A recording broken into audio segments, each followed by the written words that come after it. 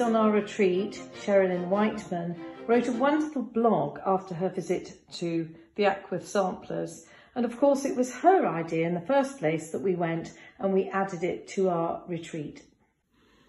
So you will see in this picture my great friend Meredith Hahn-Willett, who owns M's Canvas House in Kentucky, who was our tutor, one of our travelling tutors. Visiting day tutor was Jackie Hyman, who is a conservator from Manchester and about whom I often speak as well, and has been a fantastic support, well, but all of them, but particularly these first two have been lifelong friends and a great support to the Crewel Company and Lady Anne's Needlework Retreats. I'm the one in the middle with the badge, well, two badges, because obviously I can't remember anything. So I have my maps and my pens and my name and everything else. And then there's the delightful Alison Cole from Australia, another good friend, and she is wearing her badge. Well done, Alison. And she's got her matching blue hair with matching blue polka dot dress, and she was a very jolly addition to our tour.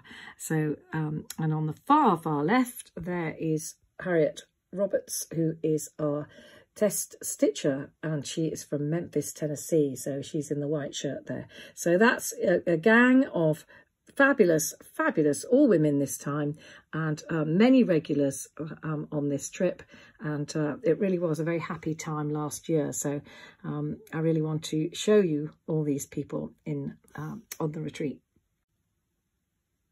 So the reason we were actually at the school was the suggestion of Sherilyn Whiteman, who also writes a blog, which we'll show you the link to here. And she was a fanatically keen follower of all things Ackworth Samplers. And I must say, this opened up a new world for me. And I've seen Ackworth Samplers. I've seen an example in Beatrix Potter's house, which apparently isn't an Ackworth Sampler, but it's a copy in the Lake District. And that sparked my interest as well.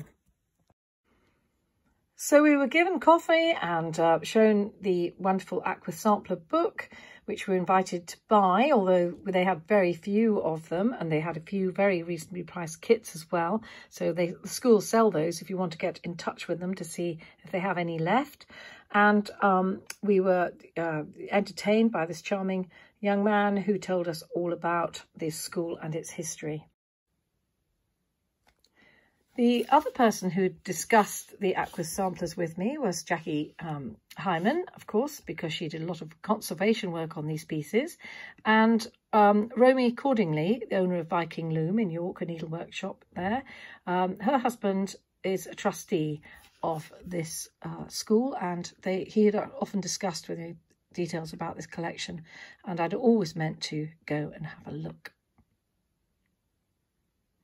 And as you can see, when we look at the collections, we put our hand over our faces, rather like you wear a mask now, so that the breath doesn't go onto the actual pieces. And you can see one of the students there using a torch. It doesn't actually show a blue light quite like that, but just to highlight the stitches. And a torch is a very handy thing to have with you when you look at collections. Many of these samplers are dated, nearly all of them are dated and named, and they have full records at Ackworth School about all the pupils there who made them. So they can see the ages, they can see the dates, and these are from the late 19th to the early 20th century.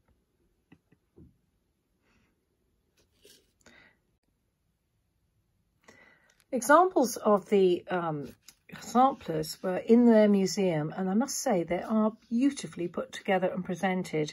I had actually learnt about them from the husband of Romy Cordingley, who owns Viking Loom, the needlework shop in York that I sometimes mention, and her husband, who is a land agent, as was my first husband, he told me about the samplers when I stayed with them many years ago, and I had always meant to go and see them. And they were just absolutely beautiful on wonderful organic linen, even weave linen, of course, counted work, and very meditative. The peacefulness of these pieces, of these samplers, was marvellous. Many of these pieces are dated, and as you can see, they're from the late 18th back to the early 19th century, many of the pieces that we saw in the museum that day. And I love this. I love this by Mary Wilde in 1816. Virtue is that perfect good which is the crown of a happy life, the only immortal thing that belongs to mortality. It is an invincible greatness of mind, not to be elevated or dejected by prosperity or adversity. It is sociable and gentle, free, steady and fearless, content within itself and full of inexhaustible delights. By Mary Wilde, Ackworth School in 1816. And I think that is a most wonderful thing. And above, in the same photograph, you can see that Sarah Spence, in 1807, also wrote out the exact same verse.